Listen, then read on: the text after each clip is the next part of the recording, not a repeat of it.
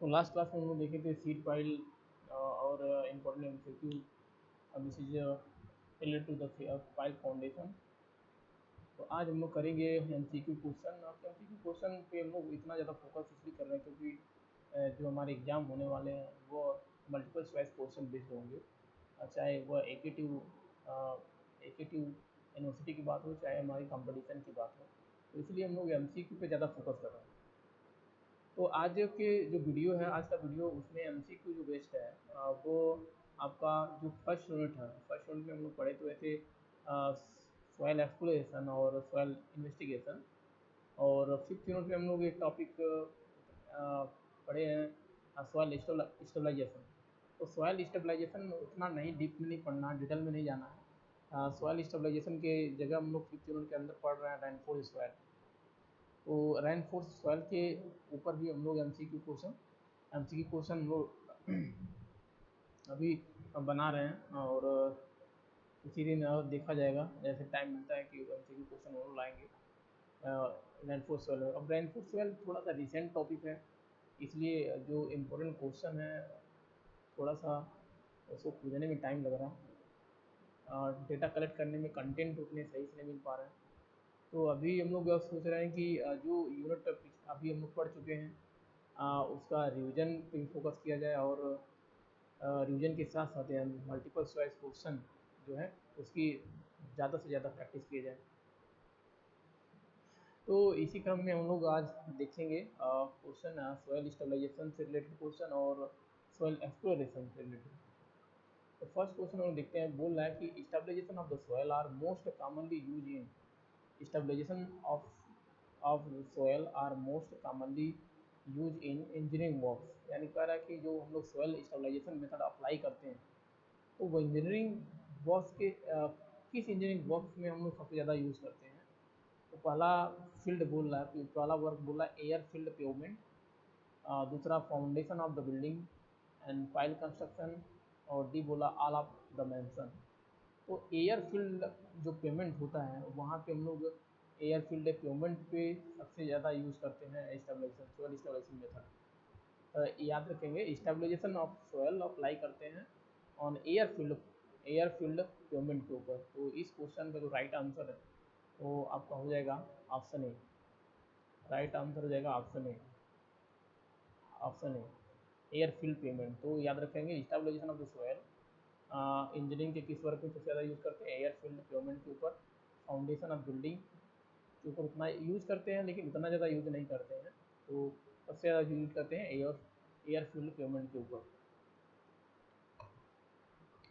तो explanation, answer explanation के अंदर देखेंगे the most common application of stabilization is in the construction of road road तो road में करते हैं एंड एयर फील्ड पेमेंट के ऊपर। तो जो एरिया है जहाँ पे हम लोग ज़्यादा यूज़ करते हैं स्टेबलाइजेशन, यानी ये इसका हाईवे कंस्ट्रक्शन या हाईवे पेमेंट पे भी हम लोग सबसे ज़्यादा यूज़ करते हैं।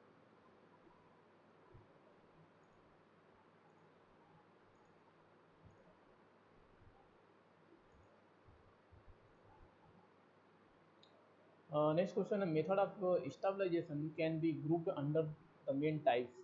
यानी जो मेनली जो कैटेगराइज किया गया है मेथड ऑफ सॉइल स्टेबलाइजेशन वो कितने टाइप के हैं, कितने ग्रुप में कैटेगराइज किया। तो मेन अगर हम स्टेबलाइजेशन मेथड की बात कर रहे हैं तो टू टाइप्स के होते हैं। पहला टाइप्स होता है कि अगर हम लोग एडमिक्सचर ऐड कर रहे हैं, कोई एडिटिव मिक्स कर रहे हैं बाहर से, और दूसरा किया है कि विदाउट एडमिक्सचर हम लोग कोई यूज़ कर रहे हैं।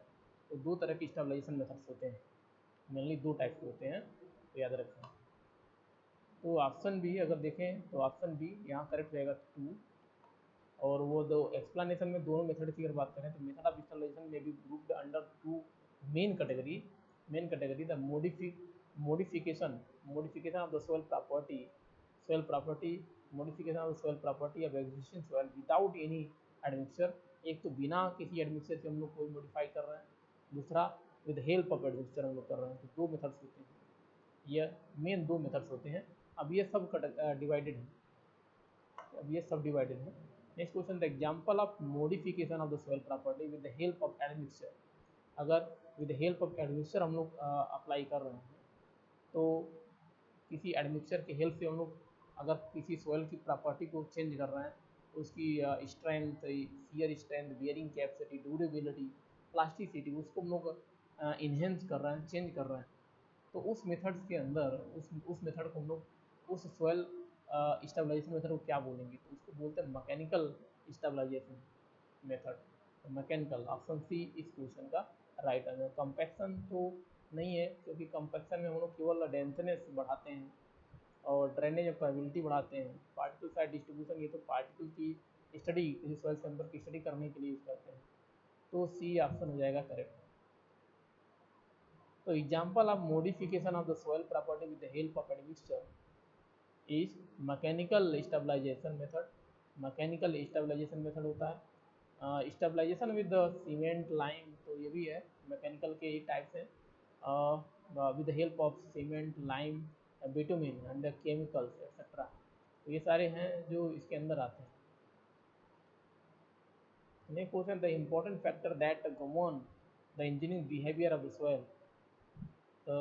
The important factor that govern the engineering behavior of soil are densification, stabilization, tensile strength, and particle size distribution. The important factor that govern the engineering behavior of the soil वो होता है particle size distribution. तो इस question अगर right answer हो जाएगा D option, right answer हो जाएगा D. The particle size distribution and composition are the important factor governing the engineering behavior of the soil, engineering behavior of the soil। तो particle size distribution analysis की help से हम लोग उसकी grading पता करते हैं, उसके साइज के बारे में पता करते हैं, और ये भी कैटेगराइज करते हैं कि ये जो सॉइल है, जो कोई एक सिंपल एक सॉइल है जिसकी स्टडी करके हम लोग डेटा तैयार किए हैं, वो किस टाइप का, किस कैटेगरी के अंदर आता है। वेल ग्रेडेड सॉइल है, यूनिफॉर्मली ग्रेडेड है, गैप ग्रेडेड है, पुअरली ग्रेडेड है। तो इसलिए यह जो फैक्टर है यह इम्पोर्टेंट हो जाता है किसी सॉइल के बारे में स्टडी करने में। Next question, mechanical stabilization of the soil involve which of the following operation. तो compaction and changing the composition of the soil, levelling, none of the mention and all of the mention. तो ये option है, compaction भी करेंगे और changing, कुछ ingredient तो बाहर से भी मिक्स करके उसका कंपोजिशन, जो कंपोनेंट्स वो चेंज करेंगे।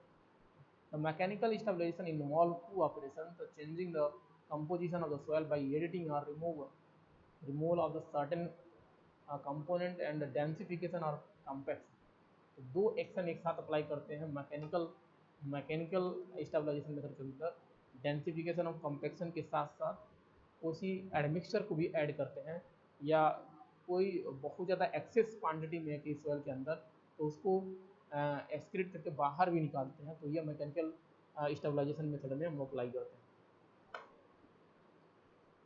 Next question, the mechanical stabilise base liquid limit should be not exceed. तो लिक्विड लिमिट, अगर मैकेनिकल किसी सॉइल को हम लोग मैकेनिकली स्टेबलाइज कर दिए हैं, तो उस सॉइल के अंदर जो लिक्विड लिमिट की वैल्यू है, मैक्सिमम वैल्यू है, वह 25% है। लिक्विड लिमिट 20% से ज़्यादा नहीं होगा। And plasticity index and plasticity index must not exceed 6। तो प्लास्टिसिटी इंडेक्स की वैल्यू, प्लास्टिसिटी पीआई की वैल्यू नॉट ग्रेटर देन 6 होना चाहिए। And liquid limit not greater than 25%।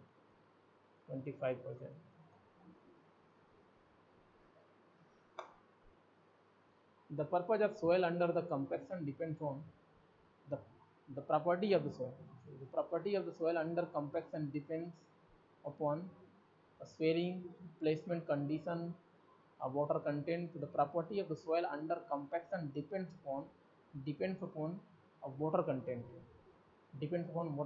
तो वाटर कंटेंट के रेस्पेक्ट में हम लोग कंपैक्शन करते हैं, तो उस पर देखते हैं कि किस क्वांटिटी पे मैक्सिमम डेंसिटी हमें ऑब्टेन हो रहा है, उस मैक्सिमम डेंसिटी के रिस्पेक्ट में, जो भी वाटर कंटेंट होता है उसको बोलते हैं ऑप्टिमम मॉइस्चर कंटेंट। तो हम लोग अगर इस क्वेश्चन का आंसर देखें तो सी ऑप्शन हो जाएगा। The property of the soil under the compaction depends on the water content. The property of the soil under compaction depends on the water content, amount of the compaction, या compactive effort, the types of compaction, compacting tools, तो इन सारे पे depend करते हैं.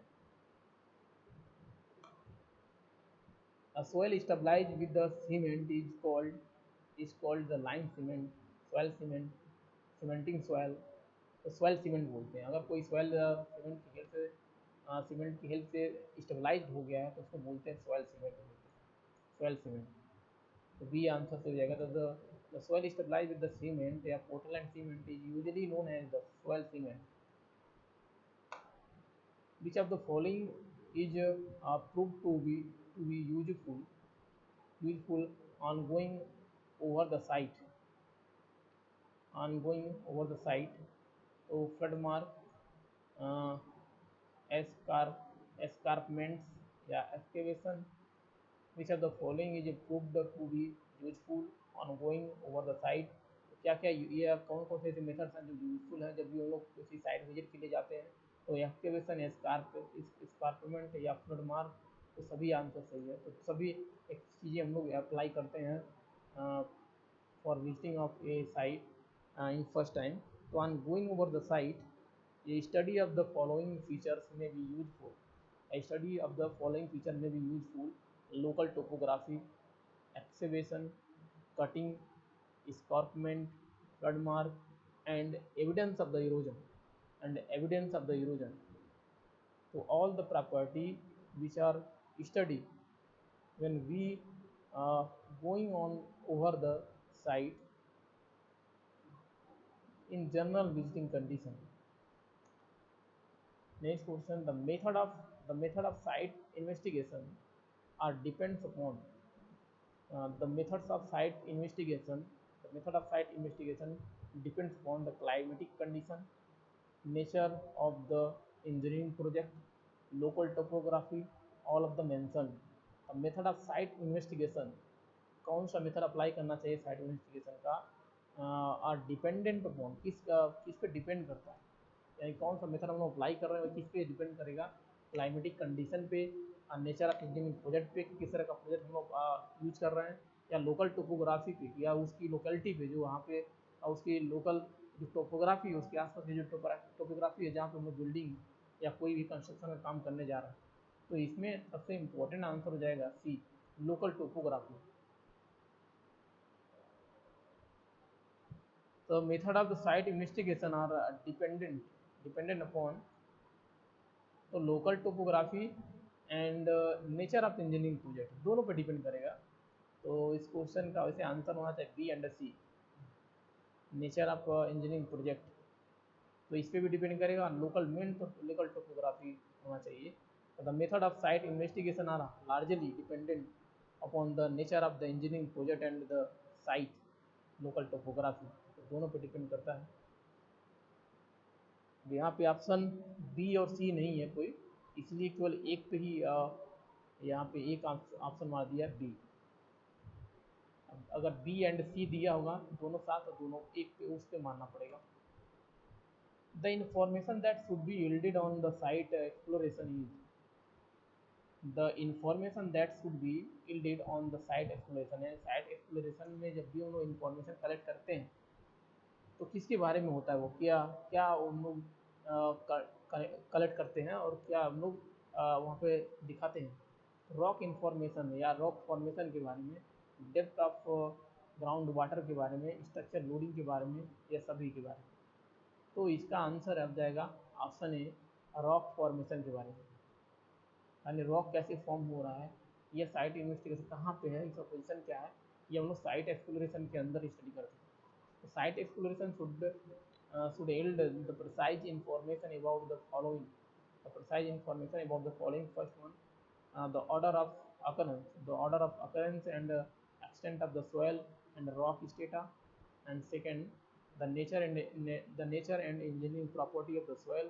And third, the location of the groundwater.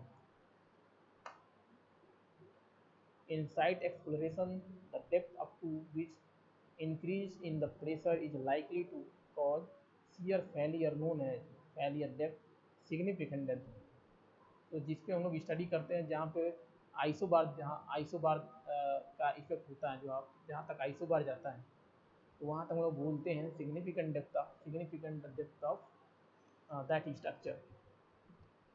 तो exploration in the journal should be carried out to depth up to which the increase in the pressure due to the structural loading is likely to cause perceptible failure or shear failure. Such a depth is known as the significant depth. Such a depth is known as the significant depth. Depending upon the detail and the site, exploration may be classified as. So depending upon the details, the site exploration can be may be classified as general and detail. तो option आ जाएगा ये option, general and detail. दो तरह के होते हैं, एक तो जनरली हम लोग विजिट कर लेते हैं, दूसरा डिटेल में डिटेल स्टडी करते हैं। और डिपेंडिंग अपॉन द डिटेल्स और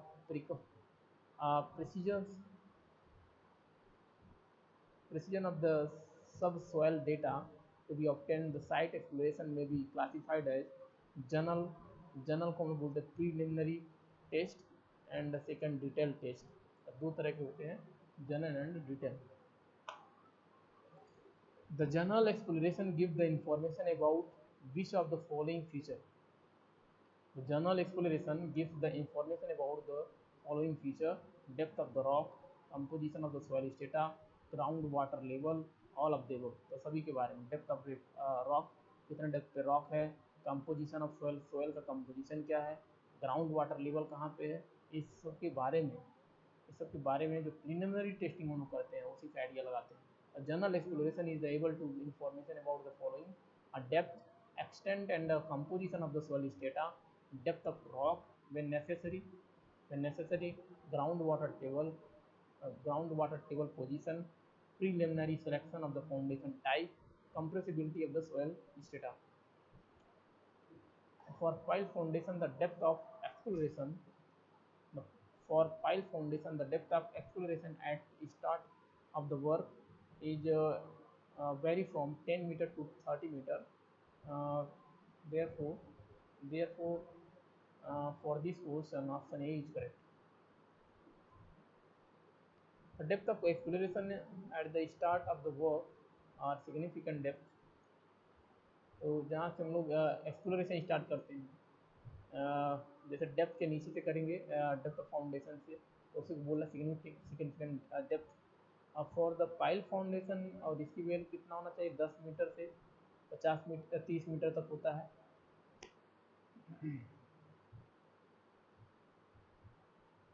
या तो अगर ये डेटा नहीं है तो हम लोग क्या करते हैं, जब भी एक्सप्लोरेशन करना होता है तो जो भी उस स्ट्रक्चर का विड्थ के बराबर या विड्थ की हाफ डिस्टेंस तक, हाफ डेप्थ तक हम लोग सॉइल एक्सप्लोरेशन करने का प्रयास करते हैं। The most economical shape of the well for construction of large pier, for most economical shape of well foundation for the construction of large pier, a twin circular double D, तो double D होता है rectangular, तो twin D वो होता था, तो D mostly आपको दिखाई देगा था। Trays area for the double D shape is smaller when the compared to other, hence it can be more economical than the singular circular well. What are the method used for the general exploration? General exploration कौन से method use करते हैं, तो सब surface sounding use करते थे, सब surface penetration जिसे बोल रहे हैं, तो ऑप्शन ए करेक्ट हो जाएगा, सब सरफेस पेनिट्रेशन।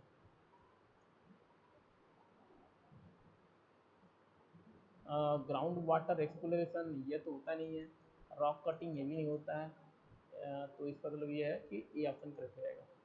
तो exploratory boring, shallow test pit, ये सैलो टेस्ट पिट या trench test, sub surface penetration, sounding rod and geophysical method are use for the general exploration. ये सारे मेथड्स हम लोग यूज कर सकते हैं। The feature that help to estimate the relative density of the coarse grain soil, तो ये तो साउंडिंग से पता चल जाएगा, साउंडिंग से भी हम लोग सब जो कोर्स ग्रेन सोयल है उसकी डेंसिटी के बारे में आइडिया लगाते हैं। तो penetration A option correct. Penetration and sounding. Penetration and sounding help in the estimating the relative density and the eastern property of the coastal soil, and also locate the weaker strata that are lenses. The number, the number and the disposition of borehole are varied depending upon surrounding strata, subsoil condition. तो C या फिर सबसोइल condition पे depend करता है कितना depth तक boring करना है और कितने नंबर में बोरिंग करना है. तो सी ऑप्शन करेक्ट है. That in detail exploration the field test is conducted to determine. तो फील्ड टेस्ट हम लोग परमिबिलिटी कैलकुलेट करने के लिए डिटेल स्टडी करते हैं. तो सी ऑप्शन इज करेक्ट.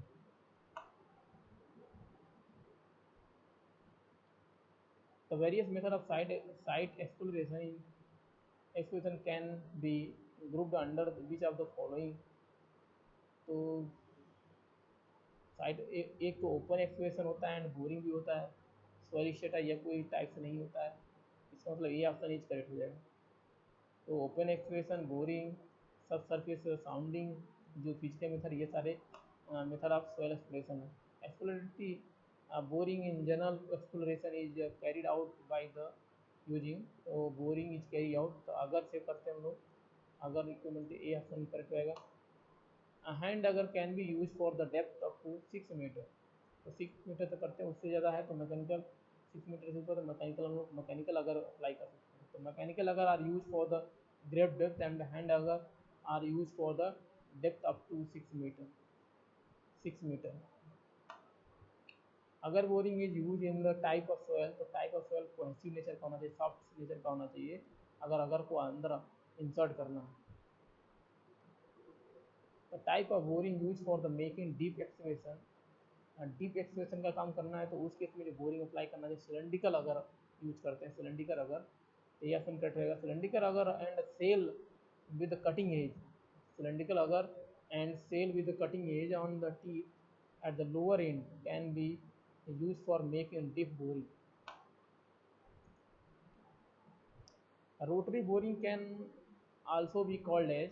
तो रोटरी बोरिंग को हम लोग कोर बोरिंग बोलते हैं. तो सी ऑप्शन करेक्ट हो जाएगा. तो रोटरी बोरिंग दो टाइप के रोटरी बोरिंग होते हैं, एक तो मड बोरिंग है, दूसरा कोर बोरिंग. तो rotary boring are use for the rotary drilling and simultaneously obtaining the rock core or sample. The method is then also known as the core boring or core drilling. Vast boring cannot be used for the type of the soil. तो boulder के लिए use नहीं कर सकते हैं. तो C option correct रहेगा. Wash boring can not be use for the strata containing boulder and rock as they can not be penetrated by this method. Auger boring is the most suitable for the types of auger boring, तो ये highway exploration के लिए use करते हैं अगर boring. तो B answer करेगा. अगर boring is fairly satisfactory for the highway exploration and shallow depth and for the exploring boring pit, borrow pit. Mud rotary drilling belongs to types of boring method. तो ये rotary boring का types होता है. A drilling mud is forced down in rotary boring, hence the method is also known as mud rotary drilling. Instrument used in the hand auger is known as the post auger suit. The post hole auger. Type of the boring method that can be used for both rock and soil. Rock के लिए हम लोग क्या rotary boring use करते हैं. Rocky का soil है, gravel या रोटरी रॉकी नेचर का है इसके. The commonly use Jio physical method for the site exploration. तो कॉमनली यूज पूछ रहा है कि जो सबसे ज़्यादा यूज करने वाले जियो फिजिकल मेथड होते हैं. तो वैसे ग्रेविटेशनल मेथड भी आपका जियो फिजिकल मेथड होता है.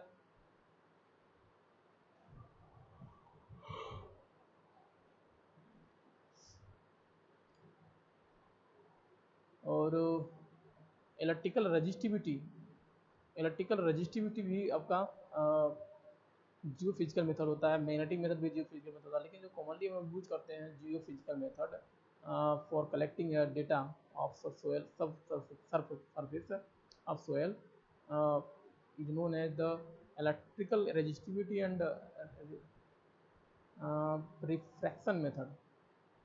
तो This is the most important method which are generally used to collect data from the subsurface uh, subsurface for soil exploration.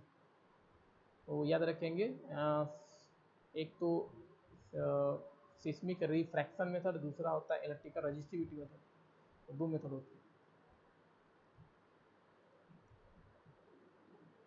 Electrical resistivity method is based on the measurement of specific resistance। तो electrical resistivity method के अंदर हम लोग क्या major करते हैं, रो की value निकालते हैं। रो को बोलते हैं स्पेसिफिक रेजिस्टेंस।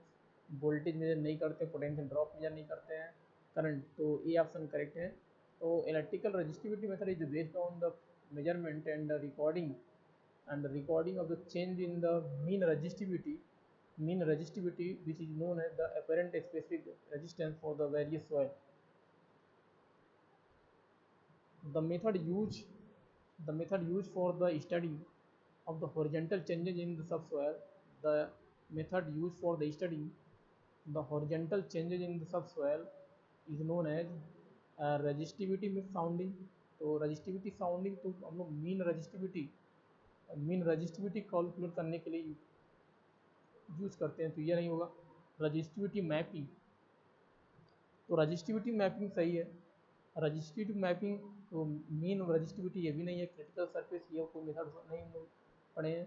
तो मेथड जो होता है रजिस्टिविटी मैपिंग, इसके अंदर हम लोग हॉरिजेंटली जो रजिस्टिविटी या स्पेसिफिक रजिस्टेंस वो वेरी करता है वो कैलकुलेट करते हैं। तो for knowing the horizontal changes in the subsoil, the electrode kept at a constant spacing and are moved as a group along the line of test. This method is known as the resistivity mapping method. Resistivity mapping. The commonly used penetration test IS penetration test, तो ये तो option नहीं है। IS penetration test कोई नहीं होता है। IS penetration test ये नहीं होगा। कौन पेंट्रेशन टेस्ट, ये सही जवाब। डच स्टैंडर्ड टेस्ट ये भी नहीं होता है। तो बी आंसर करेक्ट हो जाएगा। तो वैसे अगर कॉमनली यूज पेंट्रेशन टेस्ट तो standard penetration test and cone penetration test. अब further cone penetration test is also divided into category. First is static and second is dynamic. In seismic refraction method the wave sent along the ground surface is picked by. तो जो भी हम लोग seismic refraction method के अंदर source से जो waves generate करते हैं वो इसको कौन रिकॉर्ड करता है। तो जियोफोन या रिकॉर्डर जिसको बोलते हैं, जो रिकॉर्ड करता है उसको बोलते हैं जियोफोन और रिकॉर्डर। तो जियो सेटेलाइट इंस्ट्रूमेंट नहीं, गलत है। जियोफोन ये सही है। वेव डिटेक्टर ये भी गलत है। तो B answer is correct. The radiating shock waves created in the soil at the ground level are picked by the vibration detector known as the geophone.